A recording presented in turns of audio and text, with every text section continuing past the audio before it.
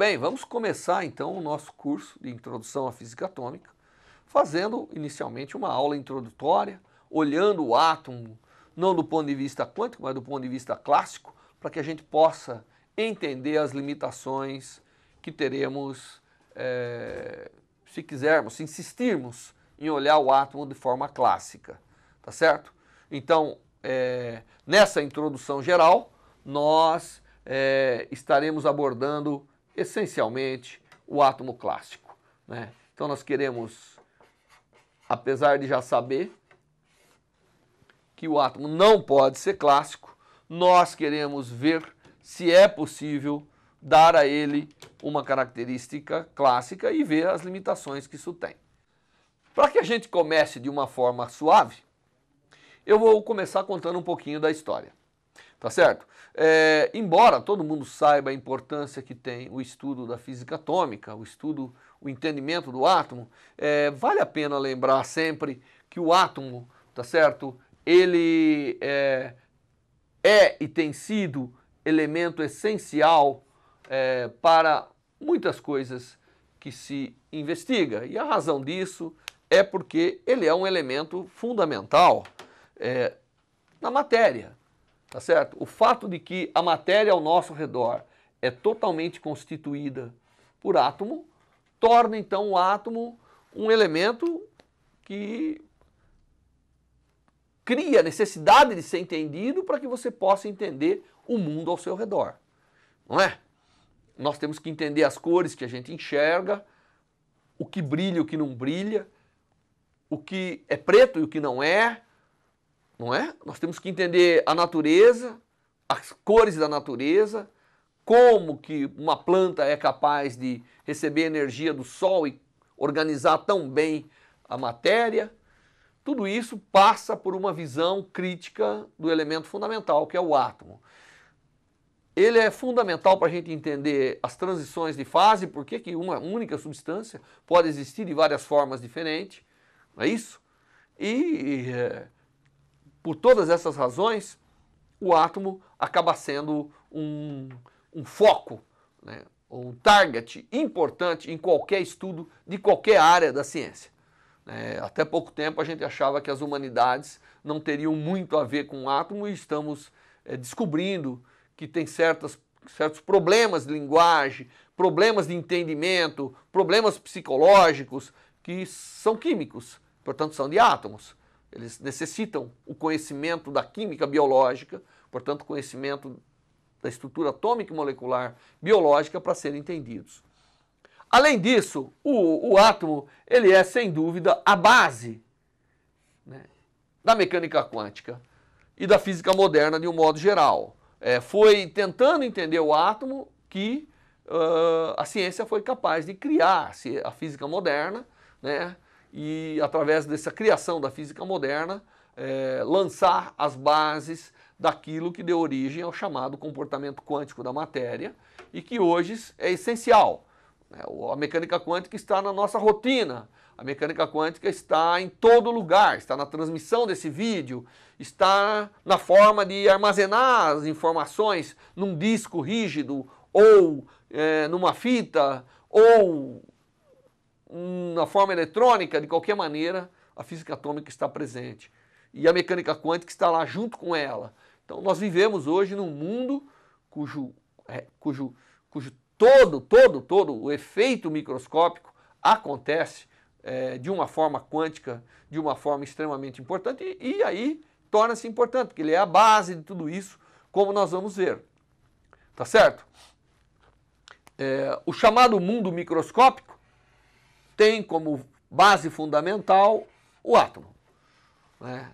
Qualquer coisa que a gente tente explicar hoje a nível macroscópico tem que passar por um nível microscópico que tem como elemento base o átomo. E essa preocupação não é nova, essa preocupação é velha e veio de muita data. Eu listei aqui alguns pesquisadores que eu me lembro da Grécia. Todo mundo sabe que a Grécia era, né, a academia, o exercício de se raciocinar, a universidade, conjugar conhecimento para discutir e chegar a conclusões, nasceu na Grécia. E algumas das pessoas estavam preocupadas com a constituição da matéria. E aí nós temos vários filósofos, vamos dizer, que realmente viam já, naquela época, nós estamos falando de milhares de anos atrás, a necessidade de ter o átomo como um elemento presente, o átomo como um elemento de explicação para a natureza. Tínhamos também aqueles que achavam que não precisava da ideia do discreto, a ideia, né, do pequeno que somado forma o todo. Existem aqueles que achavam que nem tudo na natureza é átomo e vazio. Então Aristóteles, por exemplo, achava a ideia de contínuo. Para ele não é necessário discretizar a matéria. Para esses aqui, sim, era necessário imaginar a natureza como sendo átomos e vazio. Obviamente a disputa entre essas ideologias é que proporcionou uma riqueza, né, de questionamentos e de interesse para a investigação. A escola grega é importante, mas eles não acreditavam na experimentação. Isso veio muito depois, como todo mundo sabe. Mas baseado nessas ideias, né? Baseados na necessidade de provar ou de verificar certos conceitos, é que nasce todo o contexto da física moderna. Então, muito bem. E a atomística, que é o estudo do átomo, ela realmente emerge de tudo isso, não é? De uma forma permanente. E a gente costuma dizer que a nossa capacidade de conectar o micro ao macro advém do conhecimento da atomística. Se eu não conhecer o átomo, se eu não conhecer as suas características básicas, eu não serei capaz de fazer uma das conexões mais importantes, que é explicar, né, o macromundo a partir do micromundo e vice-versa. Então, né, as coisas que eu enxergo e que eu tenho interesse em saber por que são o que são, eu não vou conseguir explicar com outras coisas macroscópicas de um modo geral. Eu só vou conseguir explicar com a sua constituição. Então a atomística, que teve muitos e muitos contribuidores, todo mundo aprende desde a escola, desde os níveis fundamentais, desde do ensino médio, assim por diante, muitos contribuíram para que a gente conseguisse entender e formular, né, uma natureza baseada na constituição atomística. E isso é que constitui o micromundo. O micromundo são átomos, né? Ou pelo menos as coisas mais importantes que a gente quer dizer sobre o micromundo, porque tem algo ainda além do átomo, né? As partículas elementares e tudo isso. Porém, a nível de propriedades do mundo que a gente enxerga, a constituição atômica constitui um micromundo que me permite explicar o macromundo, né? Se eu olho para uma estrela e vejo ela brilhando, eu tenho que ter essa capacidade de olhar no seu interior e entender por que ela está brilhando. Quais são os efeitos fundamentais que estão ali acontecendo a nível atômico ou subatômico que realmente leva àquela observação. Então essa constituição, essa conexão do micromundo com o macro é feito através do conhecimento do átomo. E se é tão importante assim, então é melhor que a gente entenda muito bem, e é por isso que a gente está fazendo esse curso, para entender cada vez melhor o átomo. A história do átomo é longa.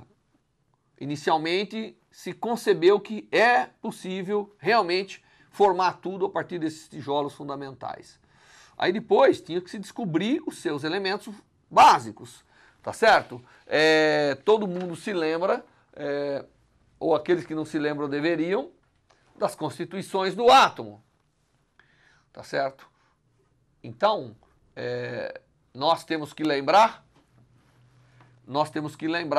que quando investigamos os átomos, nós primeiro tivemos os seus constituintes, né? O fato de que o átomo tem aí os seus constituintes, o elétron, o próton, o próprio nêutron, né, foi extremamente importante Todo mundo aprende isso nos seus cursos básicos, os experimentos de Thomson e os demais experimentos que levaram ao entendimento dos constituintes do átomo. E aí depois vem uma segunda parte, que é como esses constituintes estão arranjados, qual é o arranjo a nível microscópico que eu posso fazer com esses elementos para formar o átomo, de fato, como ele é.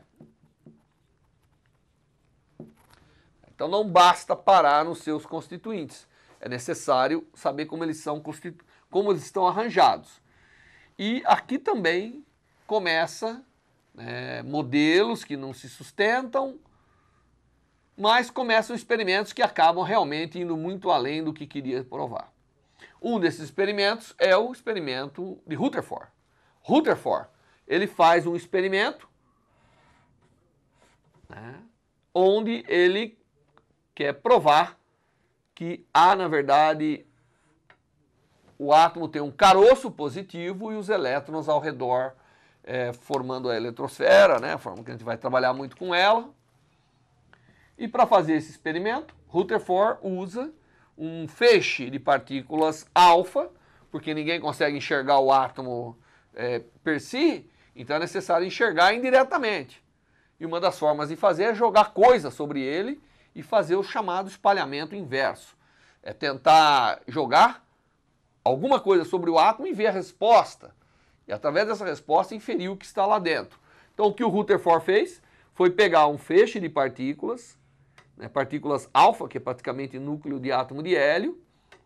Ele era um expert em fazer isso. Então você pega, constrói um feixe, tá certo? Dessas partículas, joga sobre um alvo e vê o espalhamento. E aqui se mede a distribuição de partículas como função do ângulo espalhado. Então você tenta adivinhar o que está acontecendo como função desse ângulo. Então aqui, por exemplo, a gente tem umas partículas que saíram num ângulo que aqui chama-se θ. Normalmente o ângulo ele é determinado a partir da direção, tá certo? A partir da direção de incidência. Então o ângulo θ ele é medido a partir da direção de incidência. E medindo a distribuição dessas partículas, nós somos capazes de realmente adivinhar como é que está acontecendo, o que tem ali dentro, qual a estrutura que tem ali dentro, qual é a distribuição dos componentes. Então, essencialmente, o Rutherford ele criou uma máquina, um experimento, para estudar o espalhamento das partículas, estudou a trajetória de cada partícula, porque você tem que fazer um modelo, tá certo? Então, você vai descobrir qual é a constituição, mas você vai fazer isso através de um modelo. Aliás, isso é quase que uma constante na física atômica. Modelos. Eu tenho uma ideia, eu crio um modelo e faço um experimento para prová-lo. Esse meu modelo pode receber sustentação experimental ou não. Então o Rutherford, o que ele faz é criar um modelo e ver se o espalhamento de partículas estão condizentes com esse modelo. Para isso ele usa essencialmente mecânica clássica. Por isso que nós estamos hoje dando uma aula com um átomo clássico.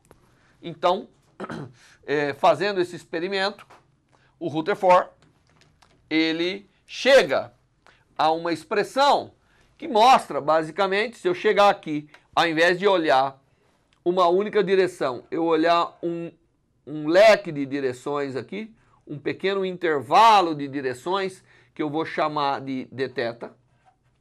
Então, eu olho quantas partículas caem numa certa região, que eu chamo dθ. Normalizo pelo número total de partículas que eu joguei, que é um fluxo, o número total de partículas por tempo. Então, isso aqui é o fluxo, tá certo? Isso aqui caracteriza o chamado fluxo incidente. Então, caracterizando isso, eu sou capaz de fazer as contas e chegar a uma expressão. Essa expressão vai me mostrar qual é a fração de partículas que deve estar entre um ângulo θ e θ mais Δθ. Quer dizer, quantas partículas serão espalhadas nesse ângulo. Obviamente que aqui está sendo representado uma projeção no plano, mas essa região entre o ângulo θ e θ mais dθ é, na verdade, um anel, porque não há nenhuma razão para que não se tenha uma simetria, né, cilíndrica aqui no problema. Então, na verdade, eu vou medir as partículas que são espalhadas nesse anel, que são aquelas que foram espalhadas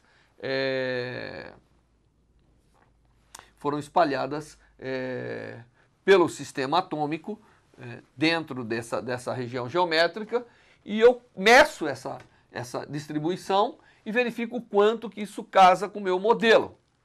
Então, o modelo que o Rutherford fez é um modelo onde ele tinha aqui um caroço positivo, certo? Caroço positivo, e que ele pega e joga sobre esse caroço positivo partículas alfa, e ele faz um modelo de espalhamento.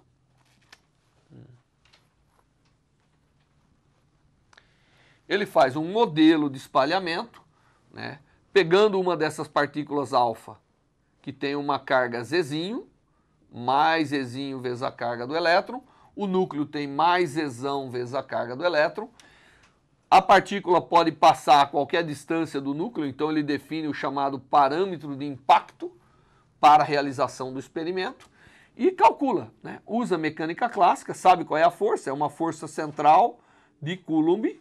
Então ele pega e resolve classicamente o problema da trajetória. Então o que o Rutherford faz é resolver classicamente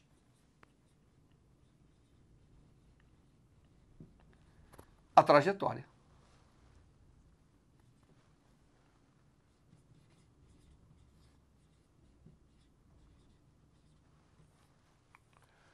Resolvendo classicamente a trajetória da partícula, ele então é capaz de imaginar quantas partículas tem no alvo e chega a essa expressão aqui que nós estamos vendo, onde o T que aparece aqui é a espessura do alvo. O alvo aqui é uma película que pode ser de ouro, de prata ou de um metal, em geral usado um metal. T é a espessura, ρ é a densidade em termos de átomos por unidade de volume, e D aqui, né, é uma razão entre as cargas, como você pode ver, e a energia da partícula, porque essa partícula alfa ela vai sair daqui com uma certa velocidade quando ela estiver a longa distância e vai assintoticamente ter a mesma velocidade depois que passar pela interação com o núcleo, né? E essa razão, na verdade, se você notar, ela é praticamente a razão onde a energia potencial elétrica desse processo se iguala com a energia cinética da partícula. Portanto, o D passa a ser, nessa formulação, ele passa a ser praticamente o ponto de maior aproximação entre a partícula e o alvo. E, portanto, ele vai ser uma estimativa do tamanho do núcleo. Então, quando o Rutherford faz essas contas, que você estará fazendo em uma atividade extra, você realmente comprova, olhando essa distribuição, né, olhando essa distribuição que nós temos de partículas, você realmente comprova que o átomo é um átomo nucleado. Então, o Rutherford, ele, através do seu experimento, ele comprova um modelo. Então, o Rutherford faz um modelo onde você tem um núcleo, um caroço, né, e tem, na verdade, o elétron fazendo uma órbita, né, o elétron negativo, ao redor. Esse é o modelo que ele se chega. Esse é o chamado modelo nucleado, né, é o modelo atômico, onde constituído no núcleo. Né, e esse modelo foi estabelecido através do espalhamento de Rutherford. E Rutherford, através do seu experimento, chega, inclusive, há um número de que esse núcleo atômico teria que ter uma dimensão 10.000 vezes menor do que a dimensão conhecida do átomo. Como que foi determinada a dimensão do átomo? De várias formas anteriores, se tinha uma boa ideia de qual né, que o átomo era da ordem de Angstrom, tá certo? Isso era um conceito, uma ideia que já existia antes, que eu não estou entrando em detalhe, mas ele depara então com um núcleo que é 10.000 vezes menor, portanto é um caroço massivo que tem carga positiva, de acordo com o modelo, não é? E não há forma de se evitar, senão criando um modelo para o átomo, que é o modelo planetário. Então é assim que nasce o chamado modelo planetário para o átomo. Núcleo, caroço, onde está a massa. Então nesse caroço aqui, nós temos massa e carga positiva, né, por convenção. E ao redor nós temos os elétrons. Pode ser um ou vários e que, portanto, devem estar circulando aqui ao redor, né? Não pode estar indo para uma única direção, senão eles não conseguiriam ficar presos aqui ao núcleo. Então nasce a ideia do modelo planetário. A ideia do modelo planetário é, de fato, a primeira ideia, a primeira constituição atômica, a primeira forma de descrever o átomo. E com ela, obviamente, vem problemas, não é? E é isso que eu gostaria de começar a ver com vocês.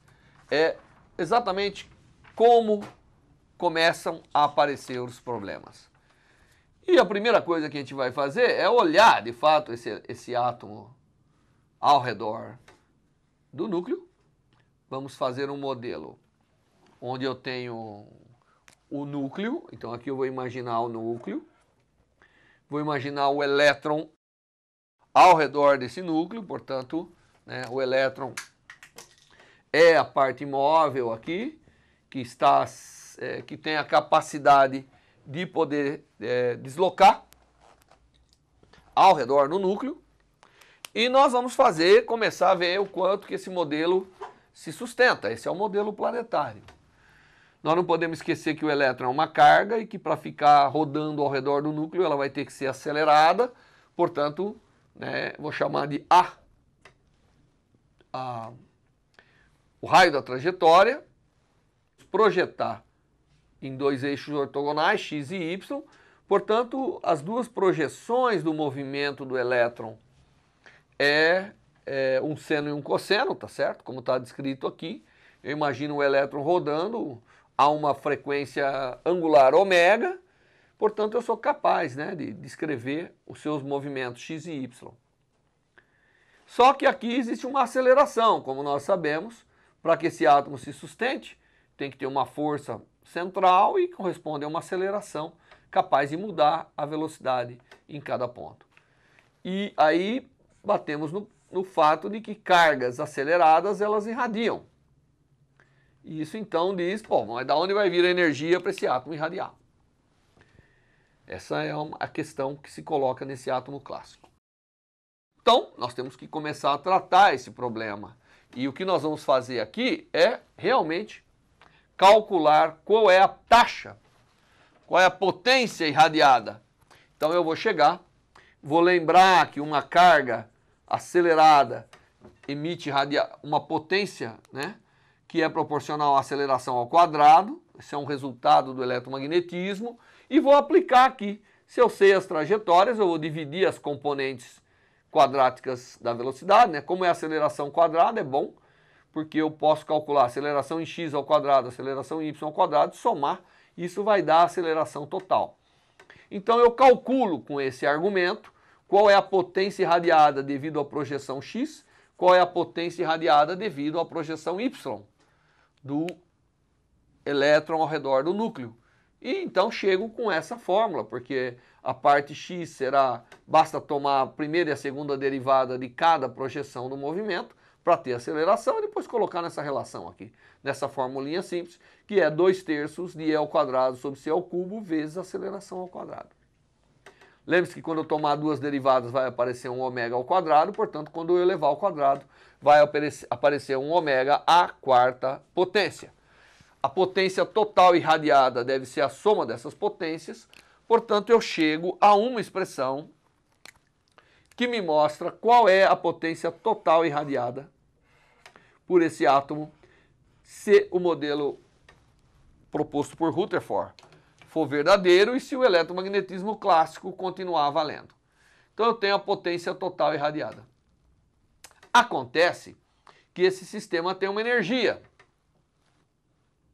Essa energia é a composição da parte cinética e da parte eletrostática. Então, o núcleo atraindo o elétron, tá certo? O núcleo atraindo o elétron e o movimento do elétron compõem a energia total, como está mostrado nessa fórmula, tá certo? Então, compõe aqui uma energia total. E essa energia total, obviamente, ela vai ter que variar com o tempo se houver essa dissipação de radiação. É exatamente essa composição da parte cinética e da parte elétrica da energia que tem que, de alguma maneira, dar origem à radiação que vai originar desse movimento acelerado. Se eu tomar a derivada dessa energia, obviamente derivada em relação ao tempo, que é para ter a potência, aqui eu tomo a derivada, que o momento deve estar variando com o tempo e a posição deve estar variando com o tempo. Então, quando eu tomo a derivada, cai 2, cancelo 2, fica P sobre M dP dt. Aqui dá menos R quadrado, o menos cancela, então dá E quadrado sobre R quadrado, vezes, obviamente, a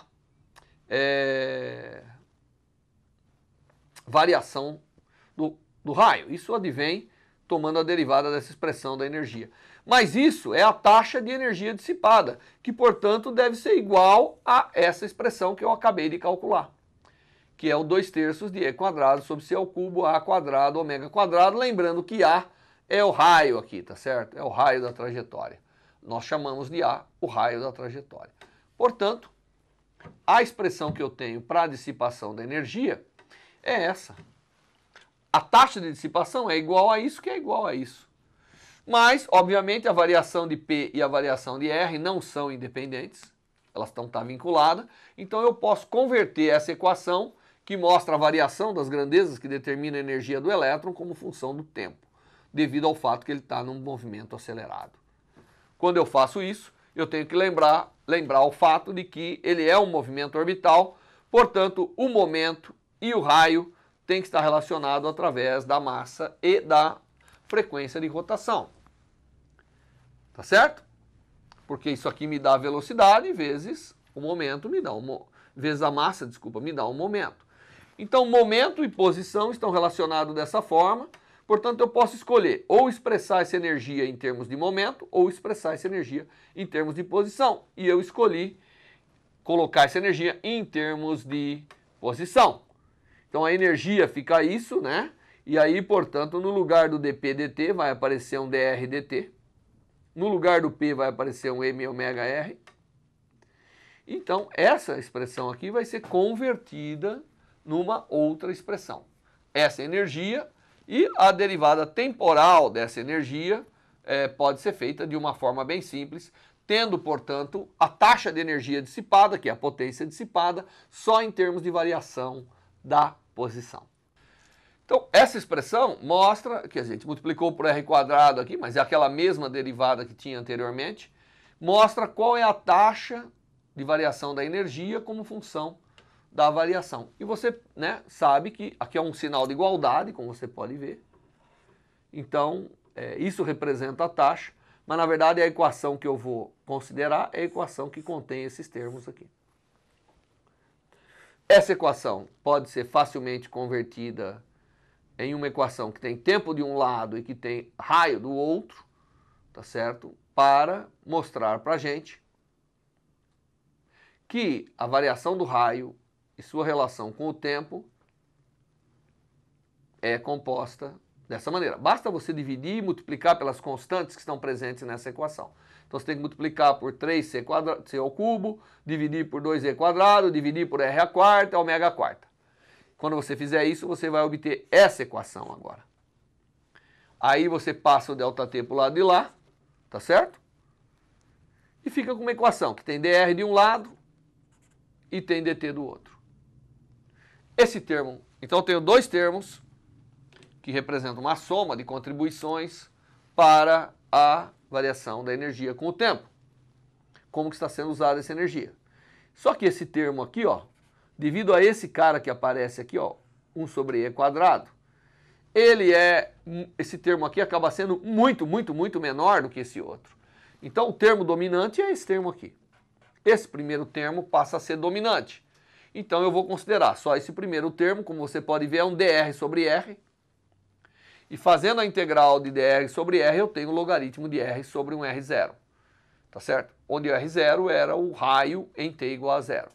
Com isso, eu chego a uma expressão de como deve variar o raio da órbita do elétron como função do tempo, devido a esse processo de radiação de energia, que é um processo dissipativo, né, presente no sistema atômico, devido ao fato de que a carga está acelerada. Então nós chegamos a uma expressão que mostra como que o raio varia, e como você pode ver, com boa aproximação, eu diria que isso é uma aproximação, o raio varia exponencialmente. Então, do ponto de vista clássico, o que nós temos é um modelo onde eu crio o átomo, aqui está o caroço positivo, o elétron vai girar ao redor dele, em t igual a 0 ele nasceu a uma distância r0, tá bom? Então estava uma distância r0, a parte angular não importa, e o que acontece é que ele vai dissipando energia e vai espiralando. Eventualmente vai colapsar. Tá certo? Esse é o átomo clássico. Quanto tempo demora para esse colapso acontecer? Está aqui. Né? Se a gente olhar a dependência exponencial, naturalmente já sai daqui isso aqui tudo. Esse coeficiente aqui é o inverso do tempo de vida do átomo que eu expressei aqui para que você possa apreciar de uma forma separada. Então ele depende da frequência, depende das constantes fundamentais, carga do elétron, massa do elétron e velocidade da luz. E esse tempo, né, aliás, depois quando a gente aprender os cálculos quânticos, nós vamos ver que esse tempo de vida de um estado eletrônico, na verdade é quase isso. Se não fosse por esse fator 3 aqui, seria praticamente. Né, você vai ver que é tudo isso menos o 3 multiplicado por um F, que a gente chama de força de oscilador. Então, é um cálculo assim intuitivo, vendo como a energia se dissipa, como que o átomo clássico não consegue sustentabilidade do ponto de vista de estabilidade, né? E o resultado disso tudo é que os elétrons colapsam, portanto, toda a estrutura do átomo colapsa. Então, a gente vai dizer que o átomo clássico não se sustenta. Então, o modelo planetário proposto por Rutherford, ele é extremamente interessante, mas não se sustenta porque a radiação não permite. Tá certo?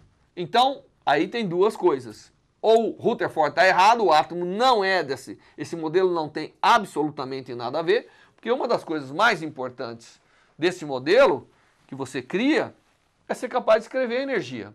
É ser capaz de realmente escrever. Aquela configuração me permite escrever uma energia que é P² sobre 2m menos Ze² sobre R. Essa é a equação de energia para o átomo segundo o modelo de Rutherford. E ela vai ser extremamente interessante, porque vai ser a parte básica a hora que nós começarmos a lidar do átomo quântico, que é a próxima aula, né? Bom, então isso não se sustenta. Então, algo diferente tem que vir. Todos nós sabemos o que veio. Veio primeiro o modelo de Bohr. O átomo de Bohr preserva essa estrutura e diz assim, o único problema é que não há radiação. Essas órbitas são totalmente estáveis. E, portanto, temos que explicar por que elas são totalmente estáveis. E a explicação disso é que dá origem às equações mestras que sustentam a mecânica quântica para a entidade atômica. Muito bem, então, mas classicamente é interessante de ver. Se você fizer uma conta colocando as constantes aqui, você vai ver que esse tempo são tempos da ordem de nanosegundo, 10 a menos 9 de segundo, tá certo? Então a gente consegue realmente calcular que são da ordem de, né? Nós não estamos fazendo a conta precisa aqui, mas são tempos relativamente curtos que você tem para as frequências que você acredita ter, e só que os átomos estão aí, então se os elétrons estão em órbita, é devido a algum outro efeito, né, e eles não irradiam, e ao fato dos elétrons não irradiarem, dá um passo seguinte no entendimento da estrutura atômica, que, como eu disse, é o átomo de Bohr, que depois evolui, e evolui de tal maneira para que se entenda melhor até chegar à equação mestra da mecânica quântica, que é a equação de Schrödinger, e que realmente mostra o porquê que o átomo é dessa forma. Apesar de o átomo clássico não ter sustentabilidade, ele serve para a gente ter algumas ideias importantes. A conta que o Rutherford fez para saber que o átomo era nucleado é totalmente clássica, mecânica clássica. Então nós não podemos jogar fora nunca, né, esse grande ferramenta que a gente tem, que são as contas clássicas, inclusive relativa ao próprio átomo. Então, para poder ir um pouco além com o modelo clássico, eu queria explicar para vocês um pouquinho, né, do átomo clássico e o fato de que você acaba tendo, devido a esse modelo planetário, um momento, uma ação de campos externos, que é uma das coisas que nós vamos ver bastante no curso. Então eu queria mostrar um pouquinho essa ação de campo externo do ponto de vista clássico. Então eu vou considerar um átomo, imaginar que ele existe, e embora não saiba bem porquê nessa altura, eu vou imaginar que ele existe e vou pegar esse átomo, né, esse átomo que continua clássico para mim, e vou imaginar que esse elétron é um elétron que está orbitando. Se o elétron está orbitando, uma carga em órbita circular vai corresponder a um momento magnético. Esse momento magnético nada mais é, pelo eletromagnetismo, 1 sobre C, a corrente que ele representa vezes a área. A corrente que ele representa é, obviamente, a carga dele dividido pelo período. Isso é a corrente elétrica que ele causa.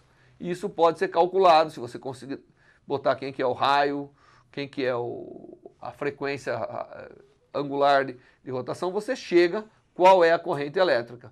Sabendo a área, eu então multiplico aqui e tenho, multiplicando a área pela corrente elétrica que está aqui, eu tenho o chamado momento magnético.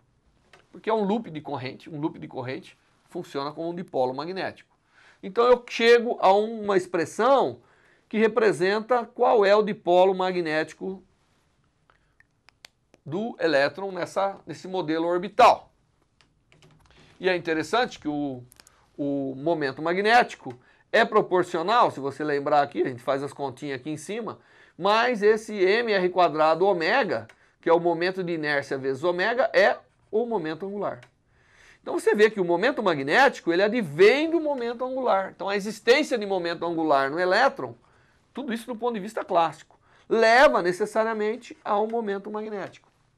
Isso vai ser importante para depois a gente entender como são as interações de um campo magnético, né, do ponto de vista quântico, na estrutura atômica. Mas então, do ponto de vista clássico, se eu tenho esse momento, esse elétron orbital, ao momento angular, eu associo um momento magnético. Muito bem. Então, o átomo tem momentos magnéticos lá dentro. De fato, existe uma série de fenômenos magnéticos envolvendo átomos que vêm dessa natureza, do fato do elétron ter um momento orbital, ter um momento angular orbital. Tá certo? Isso é uma prova de que momento orbital de carga leva a momento magnético. Uma prova simples, como está aqui, que é um resultado que é bom a gente guardar de vez em quando. Momento orbital, momento angular orbital, leva a momento magnético. Isso é um resultado que tem que ser tomado nota. Aí eu vou fazer o seguinte agora, eu vou adicionar a esse átomo, esse elétron orbitando, um campo magnético. Se eu adicionar um campo magnético, né, B, na direção, como está representado aqui está o campo magnético, estou fazendo um highlight para você entender, e aqui tem uma direção, eles estão de acordo com um certo ângulo entre eles. Aí o que acontece? O fato deles não estarem alinhados faz com que haja o aparecimento de um torque desse momento angular. Todo mundo sabe calcular isso da mecânica clássica.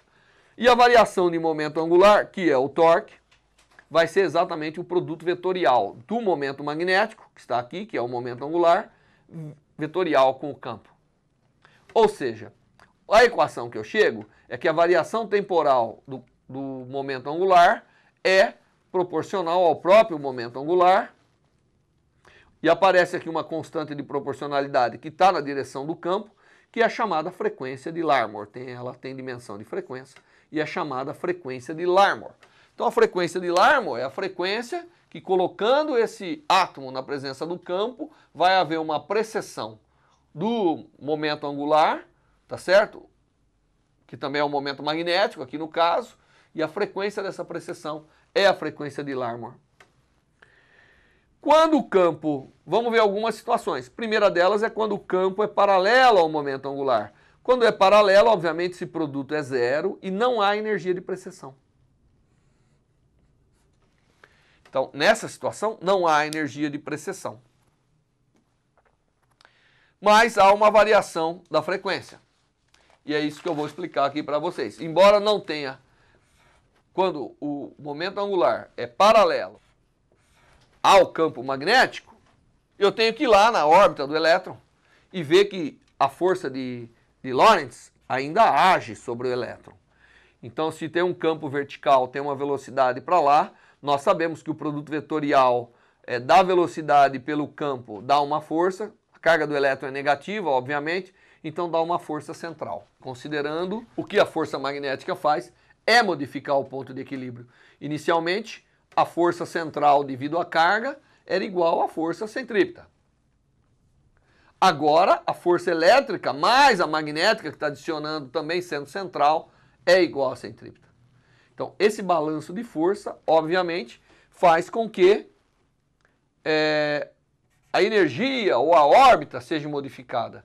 Então, a nova equação de frequências obedece essa equação agora. Tá certo? Eu tenho ômega aqui entra um ômega, e aqui vem esse ômega zero. Então, tá certo? Eu no lugar desse coloco o ômega aqui em cima, e fica aqui, ômega zero, na verdade, é esse aqui, ele entra nesse lugar. É a frequência que você teria na ausência de campo magnético. Certo? Então eu tenho essa equação aqui, cuja solução me dá as frequências de movimento e, portanto, eu acabo vendo que há um split. São duas frequências capazes de ser possível para essa órbita, portanto, como se fossem dois componentes de energia. O campo magnético, né, ele altera a órbita da tal forma de criar duas possíveis energias. Uma quando ele está paralelo ao campo e uma quando ele está antiparalelo ao campo. Então nós temos duas situações, é por isso que aparece esse mais ou menos aqui. E a frequência dessa órbita, e portanto a energia do sistema, é alterado pela presença do campo magnético, e esse efeito vai ser chamado efeito Zeeman, que obviamente, estou explicando um pouquinho, fazendo alguns efeitos com o átomo clássico, mas ele vai aparecer na forma quântica de uma forma bastante marcante.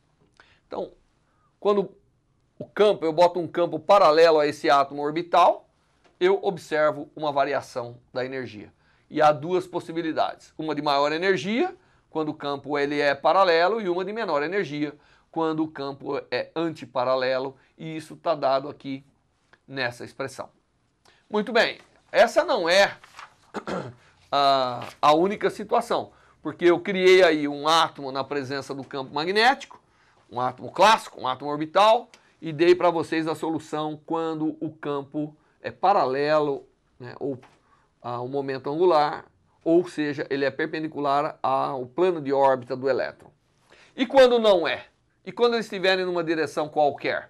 Quando tiver uma direção qualquer, não tem problema, você pode também fazer a conta aí tem que ser feita vetorialmente, mas você pode reescrever aquela equação que eu havia escrito, agora de uma forma vetorial, e você escrevendo de uma forma vetorial, você chega a essa equação aqui, para a trajetória do elétron nesse modelo orbital.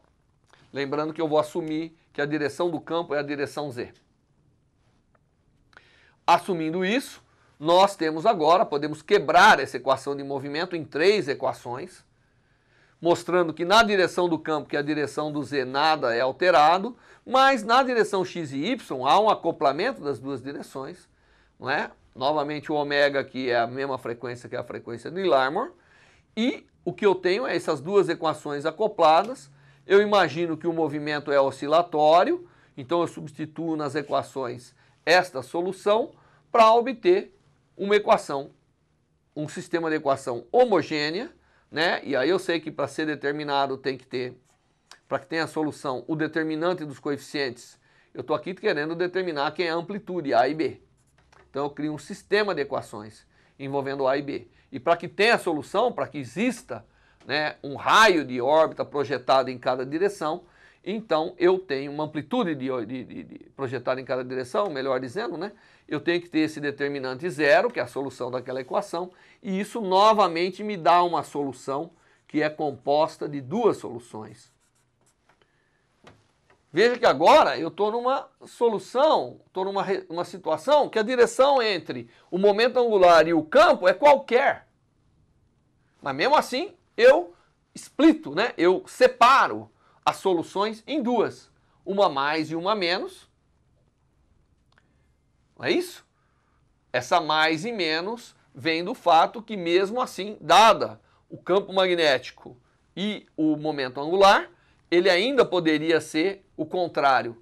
Ele pode ser numa direção ou na sua direção oposta, né, 180 graus oposta, e aí então essas duas estariam contempladas ali, e eu pego, porque o plano da órbita seria o mesmo, né, na verdade, só mudaria o sentido de rotação, e eu então obtenho novamente que a energia é quebrada em duas.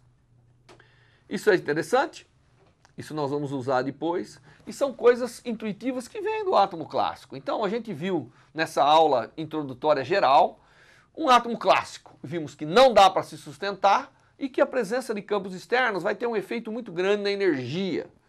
Essa é a lição a ser aprendida nessa aula introdutória. O átomo clássico não se sustenta, tá certo? É por isso que tem toda a base da mecânica quântica, que é o que nós vamos começar a partir da próxima aula.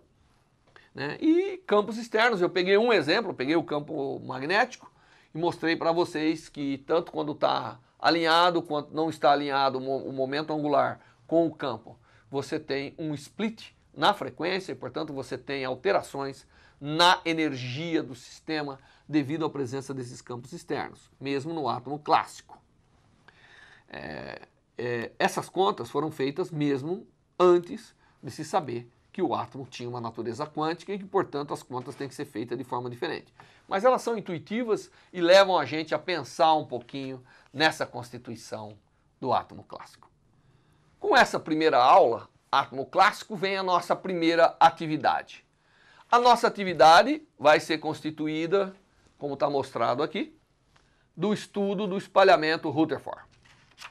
Nós vamos olhar o espalhamento Rutherford, vamos ter que refazer as contas do espalhamento Rutherford, chegando à chamada seção de choque diferencial. Essa é uma conta que você faz e que está presente em muitos lugares, você pode fazer, né? E a ideia é fazer uma atividade para tentar botar os dedos de novo nessa conta da trajetória de uma partícula alfa, que vai encontrar um núcleo atômico, vai ser defletida, e nós vamos ser capazes de calcular quanto é espalhado em cada ângulo e, portanto, chegar a uma seção de choque diferencial. Essa é a parte da atividade que é a parte mais tranquila, porque está presente em muitos lugares. Mas a parte maior da atividade é a parte 2, onde a primeira pergunta que você deve pensar é: o Rutherford fez essa conta, e cadê os elétrons? Esqueceu dos elétrons? Elétron não atrai partícula alfa? Porque ele também se eu tenho uma carga mais E no núcleo, eu devo ter uma carga menos E ao redor.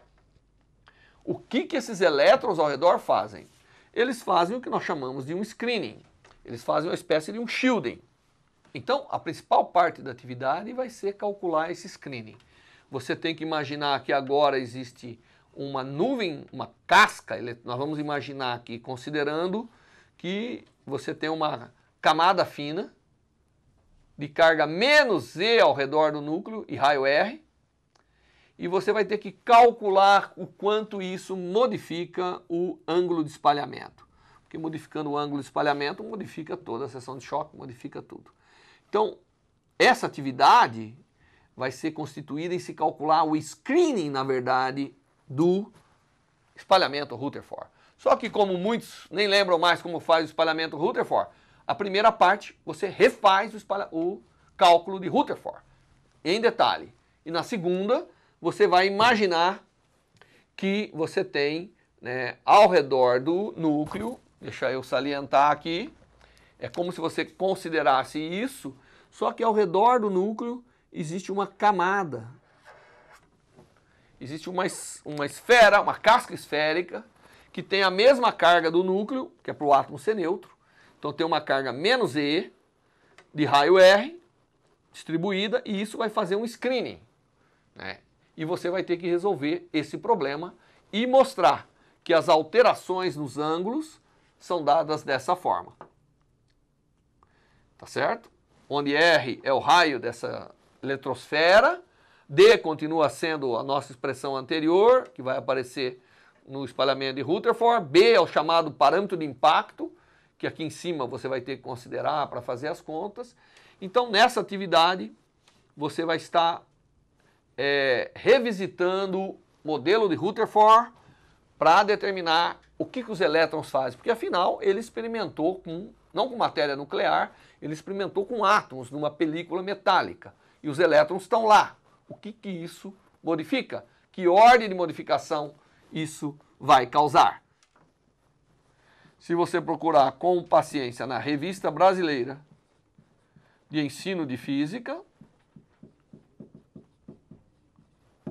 é uma revista da Sociedade Brasileira de Física, SBF, você vai encontrar as dicas que precisa para resolver o problema do screening no espalhamento Rutherford, que é a parte essencial da primeira atividade do nosso curso. Boa sorte e até a próxima aula.